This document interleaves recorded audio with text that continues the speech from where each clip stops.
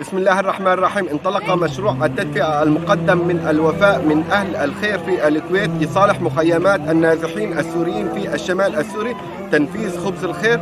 بارك الله بأهالي الخير، ونخص بالشكر الوفاء على وقوفهم بجانب أهلهم المستضعفين في مخيمات الشمال السوري.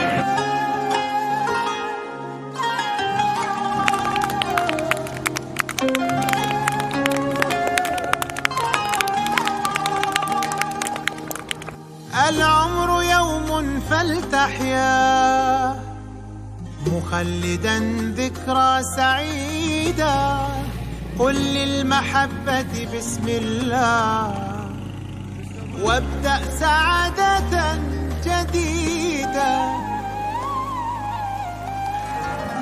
كالغيث كن أملا وجد من دون مقياس، سقيا الجمال تبثها طيب أنفاس، أظلم قلوب الناس يد الناس للناس. كالغيث كن سببا لتحيي قلب إنسان، جد بالذي تحسنه مهما كان مهما كان.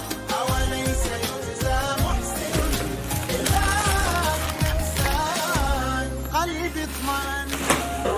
بشكر حملة الوفاء، والله يجزيه الخير وشعب الكويت، والله يجزيه الخير وجد في وقته، والله يعطيه العافية، والله يكثر في خيرهم، والله يرزقهم ويجزيه الخير.